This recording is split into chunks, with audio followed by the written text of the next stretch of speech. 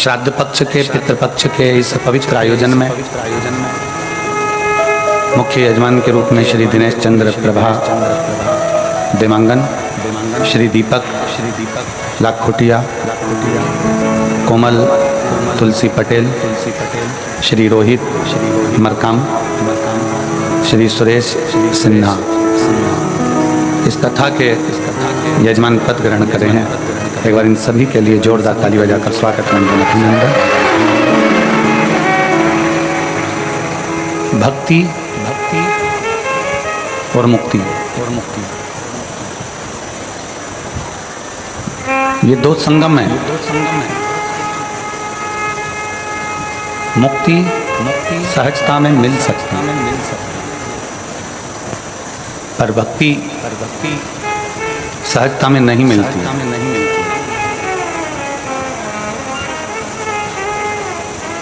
मुक्ति के लिए आप किसी को भोजन करा दिए, किसी को पानी पिला दिए, किसी को आपने कुछ दे दिया तो मुक्त हो गए।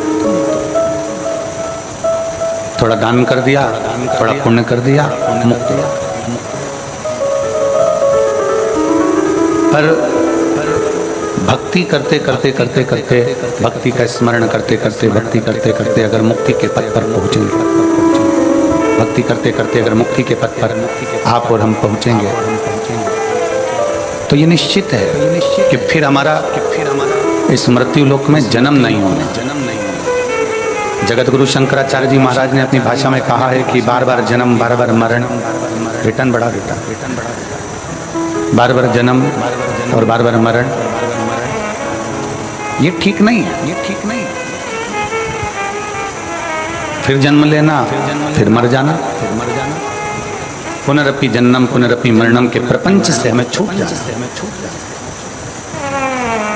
और जन्म और मरण के प्रपंच से जब हम छूट जाएंगे तब शिव के करीब पहुंच जाएंगे, भगवान देवती महादेव के नजदीक पहुंच जाएंगे। आज सनातन धर्म को तोड़ने के लिए, सनातन धर्म को कहीं ना कहीं गिराने के लिए लोग बहुत प्रयास में लगे हुए हैं। घर घर जा जाकर अपना अपना प्रचार कर रहे हैं कि तुम हमसे जुड़ो, क्यों मूर्ति की पूजन करते हो, क्यों मंदिर जाते हो, क्यों देवालय जाते हो, क्यों भगवत भजन करते हो।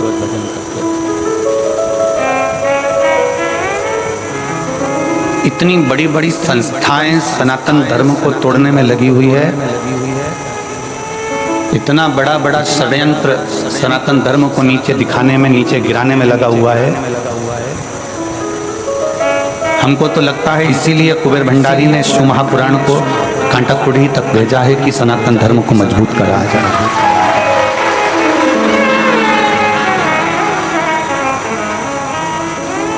जिस क्षेत्र में धर्म का परिवर्तन हो रहा है, धर्म को बदला जा रहा है, सनातन धर्म को छोड़कर लोग अन्य धर्म की ओर बढ़ रहे हैं। शिव महापुराण का यहाँ आगमन होना यह हमें दर्शाता है कि कहीं ना कहीं शिव तत्व की कृपा, शिव की कृपा।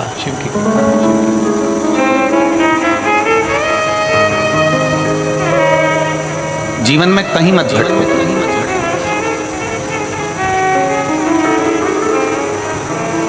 कोई कहे ये करो, कोई कहे वो करो, कोई कहे ऐसा करो, कोई कहे वैसा करो। आप भटकना छोड़ दो। आप तो एक काम करो, सारी समस्या का हल एक लोटा। आप क्यों भटक, किसके लिए भटक?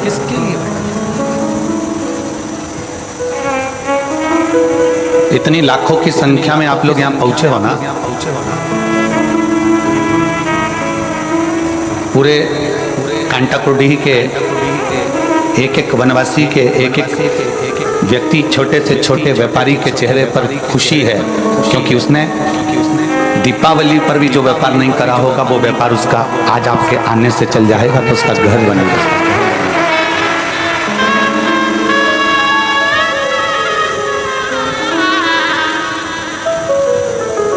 उसकी कृपा अपार है, वो करुणा सागर, वो दया सागर।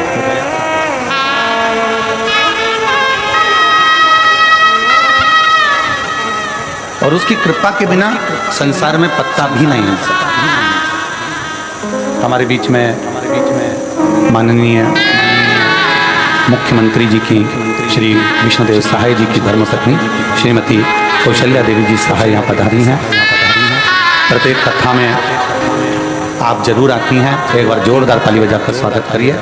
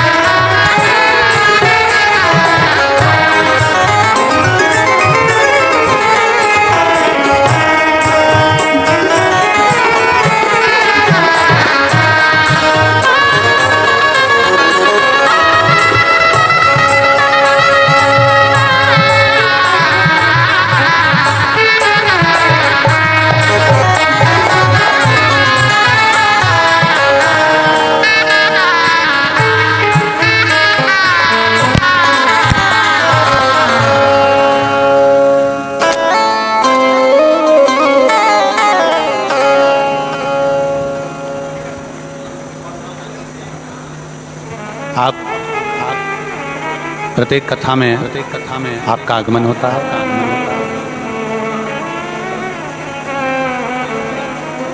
और प्रत्येक कथा छत्तीसगढ़ के अंतर्गत अगर हो रही है, छत्तीसगढ़ के अंतर्गत अगर कथा चल रही है, छत्तीसगढ़ में अगर कथा चल रही है तो छत्तीसगढ़ की इस पवित्र भूमि पर आपका आगमन जरूर होता है।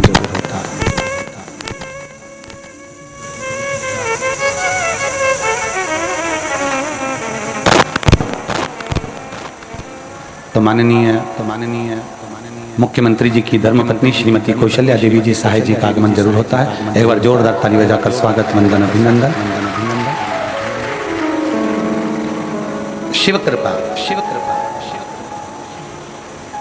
भगवान देवादिदेव महादेव की करुणा, दया।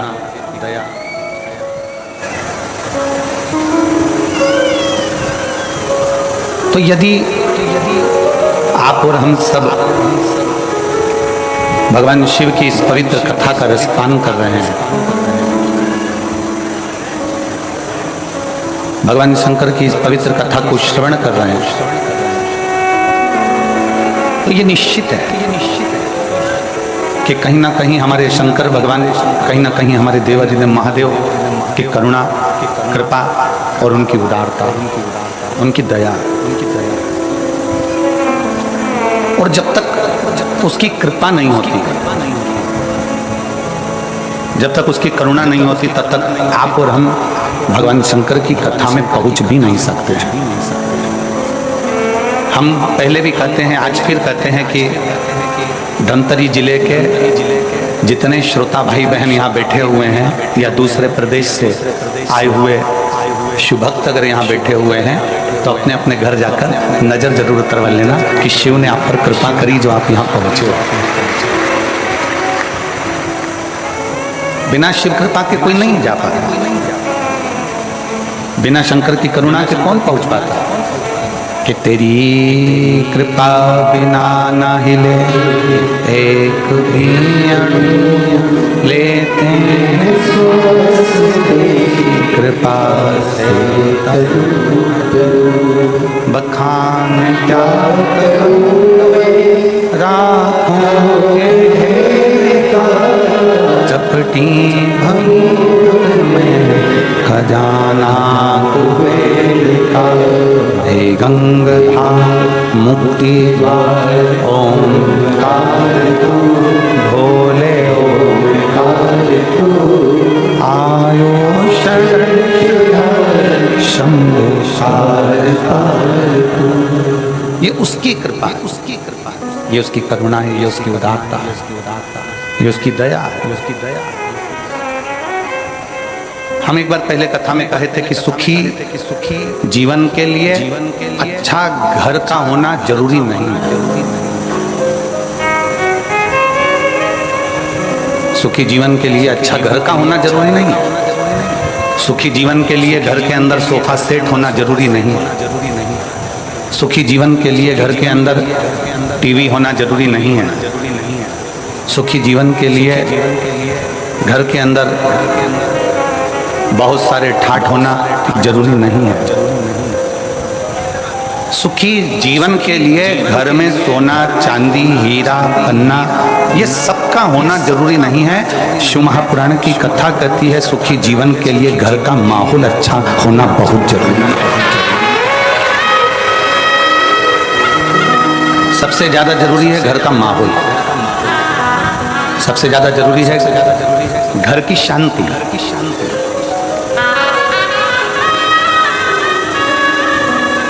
हम आपसे पूछें, मेरी जो जीजियां बैठी हुई हैं, मेरे जीजा बैठे हुए हैं, मेरी बेटियां, मेरे बेटे, मेरी माताएं, मेरे भाई बैठे हुए हैं, हम आपसे पूछें एक बात, तुम्हारे घर में धन बहुत है, तुम्हारे घर में सोफा सेट भी लगा हुआ है, तुम्हारे घर में संपदा भी बहुत है, तुम्हारे घर में टीवी फ्रिज सब कुछ है, सारा सुख है, पूरा सुख तुम्हारे घर के अंदर। दुकान भी अच्छी है, घर भी अच्छा है, 2 मंजिल का 3 मंजिल का सब। और पति खूब दारू पिए, खूब गाली दे, दिन रात नशे में धुत रहे, तो मेरी जीजियों से पूछना है, ईमानदारी से बोलो वो घर किसी काम का है? जम के तो बोलो जरा। वो सोफा सेट किसी काम का है? वो धन और दौलत किसी काम की है? घर में सोफा सेट है, डाइनिंग सेट है, हीरे का सेट है, सोने का सेट है, चांदी का सेट है, बर्तन का सेट है, और आदमी अपसेट है, तो वो सेट किसी काम का नहीं है। वो सेट किस काम का? उस सेट की कोई मूलता नहीं, उस सेट की कोई महत्वता नहीं, उस सेट की कोई प्रधानता नहीं।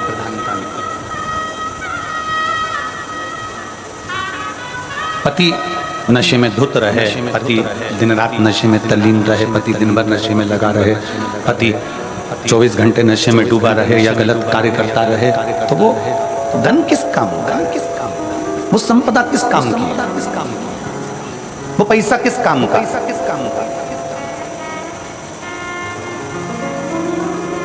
उस धन की कोई मूलता नहीं। हमने भिलाई की कथा में एक बात कही थी, श्रीमती कौशल्या देवी सहाय जी यहाँ पर बैठी हुई हैं। हमने भिलाई की कथा में एक बात कही थी कि भारत की भूमि का कोई ऐसा मुख्यमंत्री नहीं है जिनकी धर्मपत्नी कथा बैठकर सुनती हो। केवल छत्तीसगढ़ शासन के मुख्यमंत्री जी ऐसे हैं जिनकी धर्मपत्नी कथा में बैठती है। और मैं इनको बहुत बहुत धन्यवाद भी देता रहता हूँ कि आपको साधुवाद है। और पूरी टीवियां खोलकर देखना, दिन भर कथा आती है, प्रत्येक प्रदेश की आती है, प्रत्येक देश की आती है, पर कहीं पर कोई आपको नहीं मिलेगा। पर शंकर के प्रति जो इनका विश्वास है, दोनों धर्मपत्नी, पति और पत्नी दोनों का, माननीय मुख्यमंत्री जी का भी और माननीय मैडम, जो विश्वास शिव के प्रति है,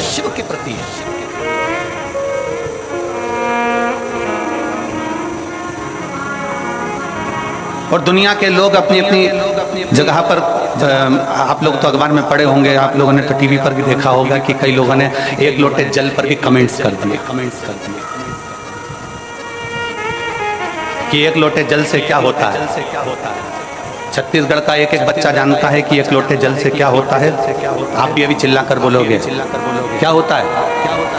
सारी समस्या का हल होता है। इसलिए 1 लोटा जल चढ़ा के छत्तीसगढ़ वालों ने समस्या ही खत्म कर दी।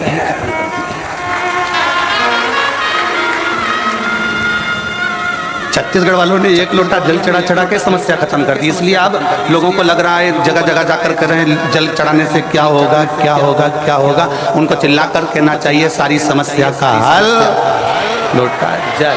1 लोटा जल चढ़ा, इसलिए समस्या पूरी खल्लास, समस्या पूरी समाप्त। भीतर से शिव भक्ति को जागृत करें, भीतर से शंकर के प्रति भक्ति को जागृत करें। खेत में काम करो ना, कल पत्र पढ़ा था, पत्र में था वो खेत 1 एकड़ जमीन थी उसकी, और खेत में जाकर थोड़ा सा जल छींटता था, शंकर जी पे चढ़ा हुआ जल चढ़ाता, अपना काम में लग जाता, छोटी सी दुकान करता, धीरे धीरे धीरे धीरे देव एकदम। किसी की फाइल अगर मोटी है ना तो उसको निपटाने में थोड़ा समय लगता है, पर मेरा शंकर को थोड़ा समय लग सकता है तुम्हारे दुख को मिटाने में, तुम्हारी तकलीफ को मिटाने में। डीले कम करो, तुम्हारे दुख को मिटाने में, तुम्हारी तकलीफ को मिटाने में थोड़ा समय लग सकता है, थोड़ा समय लगेगा, पर धीरे धीरे धीरे धीरे वो दुख तुम्हारा, वो तकलीफ तुम्हारी, वो कष्ट तुम्हारा, वो प्रश्न, धीरे धीरे वो तकलीफ, वो कष्ट, दुख तुम्हारा समाप्त होते चलता है। चढ़ाते रहो, शिव के धाम जाते रहो, शंकर के मंदिर जाते रहो, शिव को 1 लोटा जल समर्पित करते।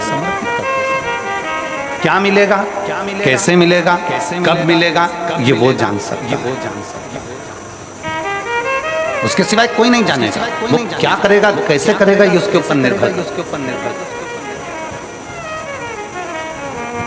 और पतंग उड़े आकाश माने, डोर धारा हाथ माने।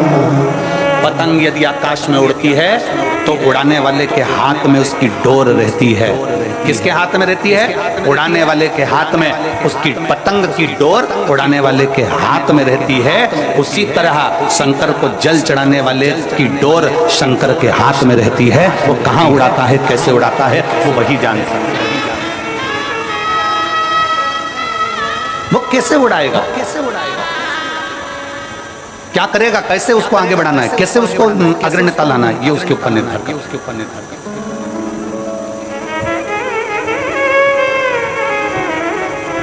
शिव महापुराण की एक बात बड़ी सुंदर है कि कर्म मत छोड़ो, मेहनत मत छोड़ो, कर्म करते रहो, मेहनत करते रहो, खेती करते रहो, दुकान चलाते रहो, नौकरी करते रहो, व्यापार करते रहो, व्यवसाय करते रहो, कर्म करते रहो।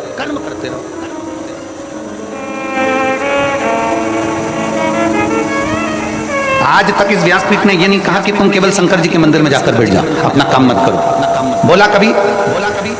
इस व्यासपीठ ने एक बात जरूर कही कि अपनी मेहनत करते रहना, अपना कर्म करते रहना, अपनी लगनता से काम करते रहना। खेत में जाओ, खलियान में जाओ, दुकान पर जाओ, मेहनत करो, सब कुछ करो, पर सबसे पहले अपने घर से निकलकर 1 लोटा जल भरकर शंकर जी का जो मंदिर पास में हो उसको ले जाकर चढ़ाओ। उसके बाद अपने काम में लग जाओ। क्यों? क्योंकि तुम जो काम करोगे, मेहनत करोगे, शंकर जी को 1 लोटा जल चढ़ाकर अगर करोगे तो शंकर तुम्हारी मेहनत को 4 चांद लगा देगा और उसका फल जरूर देगा।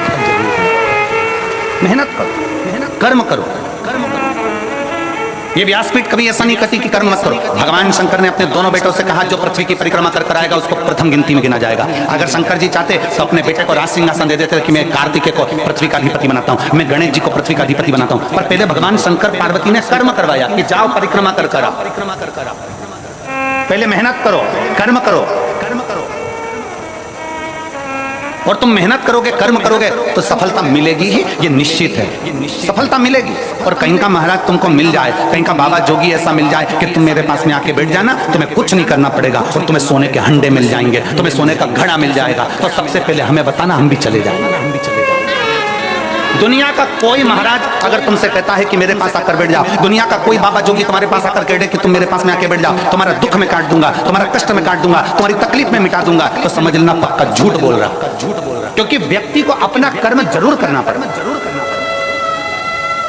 व्यक्ति को अपनी मेहनत जरूर करना पड़ेगा। अब हम आपसे पूछें, आप सब अपना अपना गांव छोड़कर, नगर छोड़कर, घर छोड़कर बहुत दूर गाड़ियां खड़ी करवा दी और पैदल चलकर कथा के पंडाल में पहुंचे। मेहनत करी कि नहीं करी? कर्म करा कि नहीं करा? कर्म करा तो यहां तक पहुंचे हो, कथा मिल रही है, पहुंचे हो तो कथा श्रवण कर रहे, मिल रही है।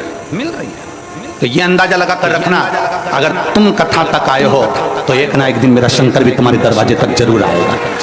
आपकी लगनता से, आपके कर्म से, आपकी मेहनत से मेरा शिव आपके नजदीक पहुंचता है। भगवान शंकर ने गणेश जी से ये नहीं कहा कि तू बैठ जा सिंहासन पर। भगवान शंकर ने षडानंद कार्तिकेय जी से ये नहीं कहा कि तू बैठ जा सिंहासन पर। भगवान शंकर ने कहा जो पृथ्वी की परिक्रमा कर कर आएगा उसको प्रथम गिनती में गिना जाएगा। उसी को स्थान मिलेगा जो मेहनत कर रहा है, उसी को स्थान मिलेगा जो परिश्रम कर रहा है। जो मेहनत ही ना करे, परिश्रम ही ना करे तो क्या ना करे, बिना मेहनत के कैसे आगे बढ़े, कैसे आगे बढ़े।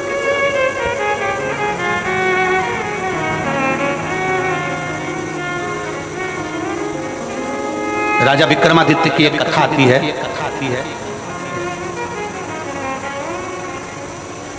कि राजा विक्रमादित्य एक बार बहुत सारे ब्राह्मणों को, संतों को भोजन के लिए बुला लिया। संत ब्राह्मण भोजन करे और विक्रमादित्य ने पूछ लिया कि दुनिया का सबसे बड़ा दानी कौन है,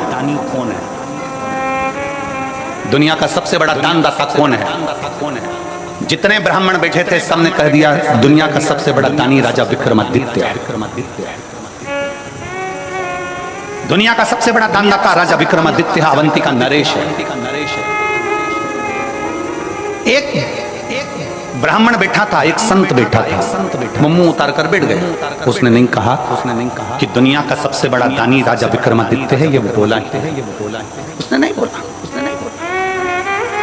दुनिया का सबसे बड़ा दानदाता राजा विक्रमादित्य है, ये वो बोला ही।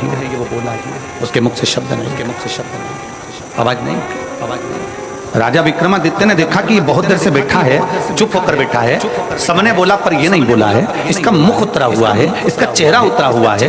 जरा मैं इससे पूछूंगा जरूर, इसके मन में कुछ चल रहा है। राजा विक्रमादित्य ने उसको बुलाया और बुलाकर पूछा क्यों ब्राह्मण देवता, सबने कहा कि दुनिया का सबसे बड़ा दानवीर राजा विक्रमादित्य है, पर आपने नहीं बोला, क्या बात है? आपके मन में कोई संशय है, आपके मन में कोई प्रश्न है, आपके मन में कोई बात है?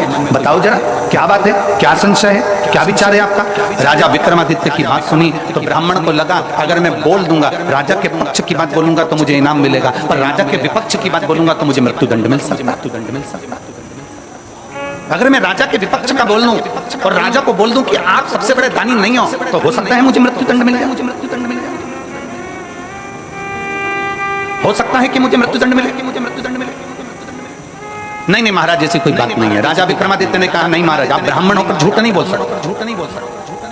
अगर ब्राह्मण होकर झूठ बोल रहे हो तो ये श्रेष्ठता नहीं है तुम्हारी।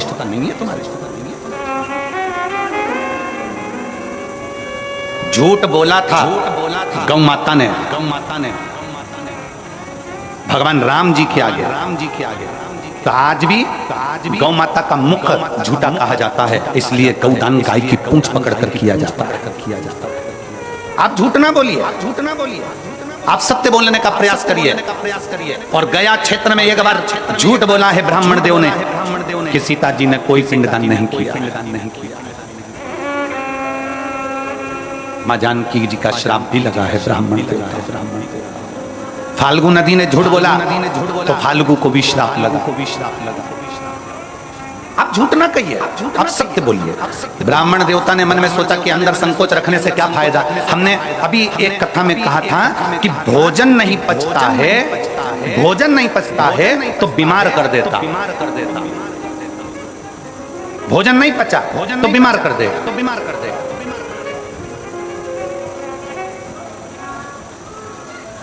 यदि भोजन नहीं पचा तो हमको बीमार कर देगा, और किसी की बात नहीं पची तो चुगलखोर बना देती।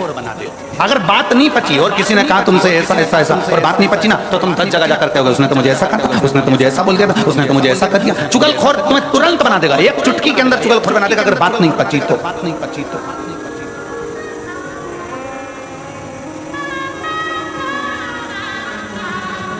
धन नहीं पचा तो तुम्हें अहंकारी बना देगा।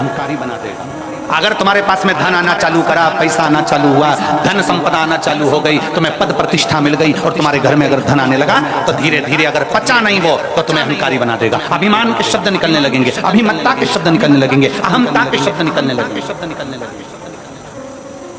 अभिमत्ता के शब्द निकलने लगेंगे। भोजन नहीं पचा बीमार कर देगा, बात नहीं पची चुगलखोर बना देगी, और धन वैभव सत्ता नहीं पची तो तुम्हें अहंकारी बना देगी। अभिमत्ता अहम तुम्हें प्रदान कर अहंकार।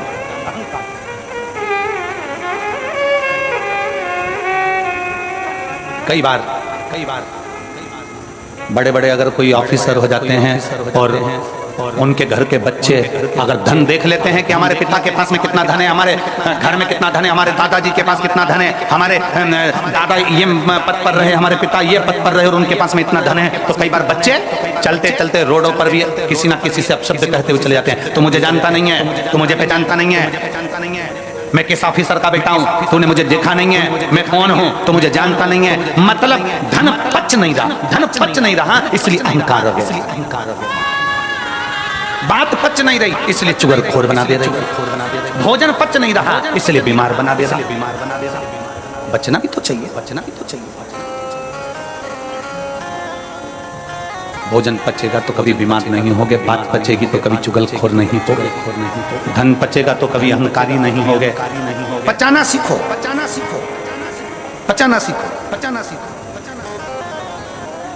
विक्रमादित्य जी के सामने राजा के सामने ब्राह्मण खड़ा और ब्राह्मण ने पूछ रहे हैं, राजा विक्रमादित्य पूछ रहे हैं, तुम्हारे मन में कोई बात है जल्दी बोलो, क्या बात है। इतने में उसने कहा, सरकार मैं बोल तो दूंगा, महाराज मैं बता तो दूंगा, पर आप मुझ पर नाराज तो नहीं होगे। राजा विक्रमादित्य ने कहा, मैं नाराज नहीं होगा, तुम बताओ बात क्या है। राजा विक्रमादित्य के सामने ब्राह्मण ने कह दिया, महाराज तुम कहते हो कि दुनिया के सबसे बड़े दानी कौन। सबने कहा कि राजा विक्रमादित्य दुनिया का सबसे बड़ा दानी है, पर मैं कहता हूँ राजन, समुद्र के उस पार एक चंद्रायन नाम का राजा रहता, वो एक दिन में 1 लाख सोने की मुद्रा का दान करता है। एक दिन में जब तक वो 1 लाख सोने की मुद्रा का दान न कर दे तब तक ना वो अन्न ग्रहण करता है ना वो पानी पीता है। राजा विक्रमादित्य ने सोचा कि ये ब्राह्मण बोला। राजा विक्रमादित्य ने फूल की माला ब्राह्मण को पिनाई, कहा तुमने हिम्मत तो करी है। जैसे कल वो बेटी ने प्रश्न लिखकर भेजे तो हमको अच्छा लगा, इसलिए हमने उस बेटी को यहाँ बुलाया कि कम से कम बेटी ने हिम्मत तो करी है, बोलने की सामर्थ्यता तो रखी है, लिखने की सामर्थ्यता तो रखी है। केवल सहे जाओ वो श्रेष्ठता नहीं है, थोड़ा बोलने की भी दम चाहिए, थोड़ा लिखने की भी सामर्थ्यता चाहिए। कम से कम उस बेटी ने लिखने की सामर्थ्यता तो करी, इसलिए उस बेटी को बुलाकर कल हमने बेलपत्र दी कि तुमने पत्र में प्रश्न अच्छे लिखे। ए गुरुजी,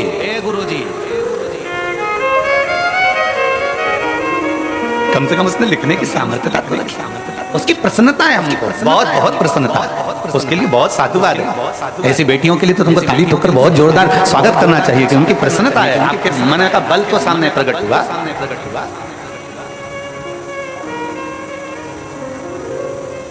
ये भीतर की प्रबलता। राजा ने माला मंगवाई, ब्राह्मण के गले में पहनाई कि तुमने बोलने की सामर्थ्यता तो रखी। राजा को रात भर नींद नहीं आई, रात भर, कि ऐसा कौन सा राजा है जो 1 लाख सोने की मुद्रा रोज देता है, उसके बाद भोजन करता है, पानी पीता है, जरा मैं पता तो करूं। राजा ने आधी रात को एक सेवक के कपड़े पहने और राजा समुद्र के पार चला गया। समुद्र के पार जाकर राजा चंद्रायन के पास पहुंचा और वहां के द्वारपालों से विनती करी कि मुझे राजा से मिलना। राजा से मिले, बताया नहीं कि मैं राजा विक्रमादित्य अवंतिका नरेश हूं। जाकर कहा, महाराज मैं अवंतिका नरेश हूं। ये नहीं कुछ नहीं। जाकर कहा, महाराज मुझे आपके यहाँ काम की जरूरत है, आप मुझे काम पर रख लेंगे, मुझे यहाँ काम दे देंगे, आप मुझे काम प्रदान कर देंगे। राजा चंद्रायन ने पूछा तुम क्या काम कर सकते हो, बताओ क्या काम करोगे तुम, वो बताओ। विक्रमादित्य ने कहा, राजा विक्रमादित्य एक सेवक के वेश में खड़े होकर कहते हैं, महाराज जो कोई नहीं कर सकता वो काम में कर सकता, जो कोई ना कर सके, क्योंकि राजा विक्रमादित्य काम इसलिए कर सकता है, जो कोई नहीं कर सकता वो राजा विक्रमादित्य इसलिए कर सकता है क्योंकि राजा विक्रमादित्य के पास में बेताल था। बेताल को बोल देता तो सब काम हो जाता, तो उसको मालूम है कि जो कोई ना कर पाए वो राजा विक्रमादित्य कर पाए। ठीक है, राजा चंद्रायन को प्रसन्नता हो गई कि ऐसा सेवक मुझे मिल गया। द्वारपाल लगा दिया, उसको दरवाजे पर खड़ा कर दिया। राजा विक्रमादित्य दरवाजे पर खड़े थे। सुबह सुबह ब्रह्म मुहूर्त में राजा चंद्रायन उठते और उठकर नहाने के लिए समुद्र पर जाते। समुद्र में नहाकर एक देवी के मंदिर में जाते। देवी के मंदिर में जाकर प्रणाम करते माँ को, और प्रणाम करने के बाद एक खोलता हुआ तेल, उकलते हुए तेल में राजा चंद्रायन उसके अंदर तेल में बैठ जाते। बैठते बैठते तेल में राजा चंद्रायन का पूरा शरीर जल जाता, पूरा शरीर पक जाता। तब कई योगिनियां आती उस देवी के मंदिर से, कई योगिनियां आकर उसको नोच नोच कर खाती, और खाते ही राजा चंद्रायन के ऊपर देवी माँ उसी समय पर बाहर निकलती मंदिर से, हाथ में जल लेकर राजा चंद्रायन पर छींटती, और राजा चंद्रायन वापिस जीवित हो जाता, और देवी उसको 1 लाख सोने की मुद्रा दे देती, और राजा वो सोने की मुद्रा ले जाकर विक्रमादित्य ने ये देख ली। राजा विक्रमादित्य ने ये देखा, राजा विक्रमादित्य ने ये जाना कि ये देवी के मंदिर में आता है, वो पानी में उकलता, तेल में उकलता है, उकलने के बाद देवी जी इसको 1 लाख सोने की मुद्रा दे देती है। अब राजा विक्रमादित्य ने विचार करा, बस देखना था कि मुद्रा आती कहां से। राजा विक्रमादित्य सुबह दूसरे दिन खुद पहुंच गया। राजा उठकर जाता, उससे पहले विक्रमादित्य गया। विक्रमादित्य जाते से ही स्नान करा, देवी को प्रणाम करा, खोलते तेल में खुद बैठ गया, उसका शरीर जला। जलने के बाद देवी प्रकट हुई, देवी ने प्रकट होकर जल छीटा, विक्रमादित्य जीवित हो गया। जीवित हुआ, देवी ने 1 लाख सोने की मुद्रा राजा विक्रमादित्य को देना चाहिए। राजा विक्रमादित्य ने कहा, माँ मुझे ये सोने की मुद्रा नहीं चाहिए। राजा फिर गया, नहाया, नहा के फिर खोलते तेल में कूद गया, वापिस कूदा, देवी ने फिर जीवित कर दिया। देवी ने फिर सोने की मुद्रा दी 1 लाख। राजा ने कहा, मुझे सोने की मुद्रा नहीं चाहिए। फिर गया, फिर नहाया, फिर कूद गया, खोलते हुए तेल में 7 बार राजा विक्रमादित्य खोलते हुए तेल में बार बार गिर रहा था। 7 बार राजा विक्रमादित्य खोलते हुए तेल में जा रहा था। आखिरी में जब खोलते तेल में जाने लगा 8वीं बार, तब देवी ने उसका हाथ पकड़ लिया। अरे विक्रमादित्य, तुझे चाहिए क्या? वो तो बोल। राजा विक्रमादित्य ने कहा, माँ तू मुझ पर दया करती है ना, तो जिस थैली में से तू 1 लाख मुद्रा रोज देती है, वो थैली मुझे दे, वो थैली मुझे दे। जिस 1 लाख मुद्रा तू जिस थैली में से रोज देती है, वो थैली मुझे दे दे। राजा विक्रमादित्य के हाथ में जगत जननी दुर्गा भवानी ने थैली दे दी। उसी समय मंदिर गायब हो गया, उसी समय मंदिर समुद्र में डूब गया, उसी समय पर सारी वो कड़ाव तेल का चले गया। इतनी देर में राजा विक्रमादित्य तो चले गए, इतने में चंद्रायन राजा आए। चंद्रायन राजा ने देखा, क्या तो देवी का मंदिर ही नहीं है, समुद्र में चले गया, ना तो कोई खोलता हुआ तेल है ना कुछ है। राजा चंद्रायन घर पहुंचे और उनकी आंख में जल पड़ा था, पलंग पर सो गए, बीमार पड़ गए, चिंता में पड़ गए। मेरा नियम टूट जाएगा, मैं 1 लाख सोने की मुद्रा दान करता था, मेरा पूरा की पूरा नियम आज समाप्त हो जाएगा। 1 लाख सोने की मुद्रा दान करता था, आज मेरा पूरा नियम समाप्त हो जाएगा। क्या करूं मैं, क्या करूं, क्या करूं, क्या क्या करा, क्या करा, कैसे करा, कैसे करा। बीमार पड़ा राजा, राजा बीमार, पूरे नगर में सूचना हो गई,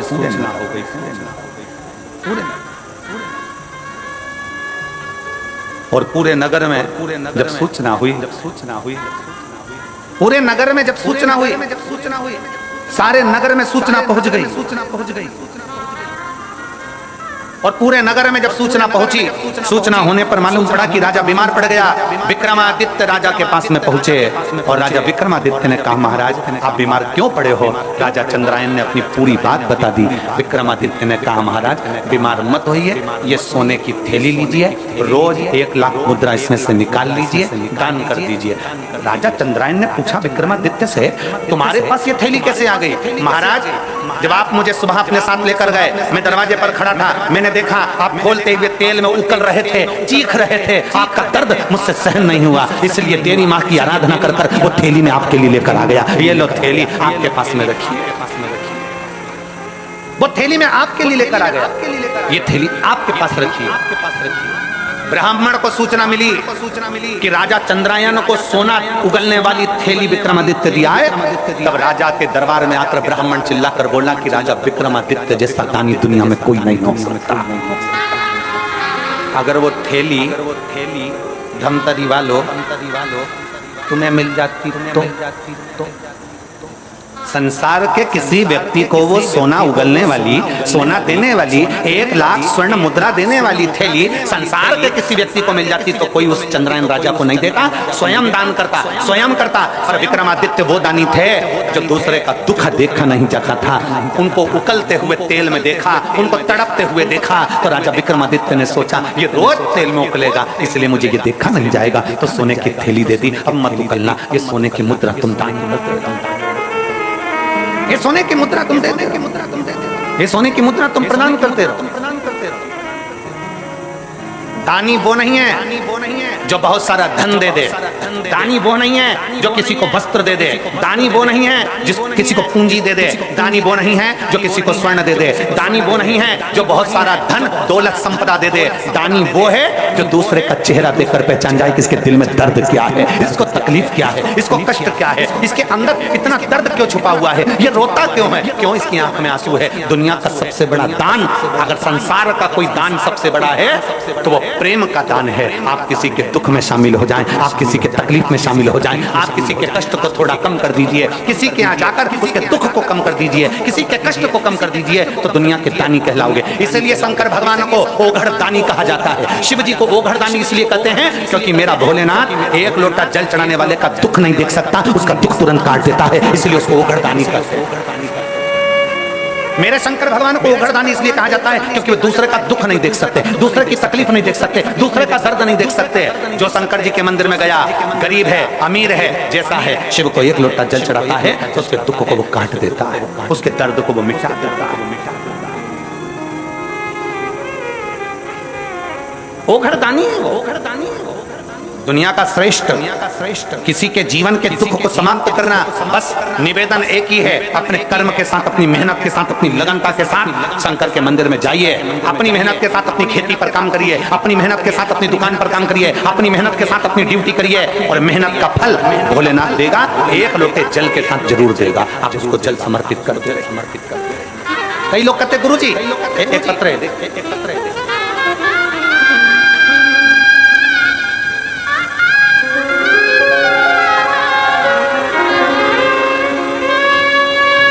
मैं नेहा मुकेश शुक्ला, निवास ग्राम मावली पारा, तहसील सरोना, जिला कांकेर की निवासी हूँ। कहीं बैठी हैं तो हाथ हिला सकती हैं, अगर कहीं बैठी हो। मैं नेहा मुकेश शुक्ला, निवास ग्राम मावली पारा, तहसील सरोना, जिला कांकेर की निवासी हूँ। कहीं बैठी हो तो हाथ हिला सकती हो, अगर कहीं बैठी हो तो हाथ हिला सकती हो। महाराज जी 2012 में मेरी शादी हुई, 10 वर्ष निकल चुके थे, 11वां वर्ष चल रहा था महाराज जी, पर मेरे घर में संतान का सुख नहीं था। हमारे यहाँ संतान नहीं था। गुरुदेव 10 वर्ष तक 3 बार डॉक्टरों के कहने पर हमने IVF करवाया, 3 बार हमने डॉक्टरों के कहने पर IVF करवाया, और 3 बार डॉक्टरों के कहने पर जब IVF के माध्यम से भी संतान प्राप्त करना चाहते थे, लेकिन असफल रहे। आपके कथा शिव महापुराण टीवी के माध्यम से सुनना, जिसमें आप हमेशा पशुपतिनाथ और सफेद आंकड़े की जड़ का जिक्र किया करते हैं। मैंने फिर आपके कहने पर पशुपतिनाथ का उपवास किया और सफेद आंकड़े को अपने कमर में बांधा, फिर भी असफलता ही हुई। लेकिन शिव में अटूट विश्वास के कारण मैंने फिर एक बार पशुपति व्रत किया, जिसमें मुझे संतान प्राप्त हुआ। मैं बाबा को यहाँ धन्यवाद देने के लिए आई हूँ गुरुदेव, कि दुनिया का कोई व्यक्ति नहीं कर पाता जो देवाधिदेव महादेव कर जाता है। गुरुदेव मैं नेहा मुकेश शुक्ला आज आपको प्रणाम करने और बाबा भोलेनाथ को नमन करने के लिए आई हूँ कि मेरे बाबा ने 4/7/2023 को मेरे भोलेनाथ की कृपा से, जब मैंने 3 बार IVF करवाया वो सफल नहीं हुआ, कोई इलाज सफल नहीं हुआ, जब 1 लोटा जल और आंकड़े की जड़ से 4/7/2023 को मेरे घर में बेटे ने जन्म लिया, जिसका नाम मैंने शिवांश रखा है। मैं बाबा को यहाँ धन्यवाद देने के लिए आई हूँ। कहीं बैठी हो और अगर अपने बेटे को लेकर आई हो तो व्यासपीठ पर आ सकती हैं एक बेलपत्र लेने के लिए। अगर कहीं बैठी हो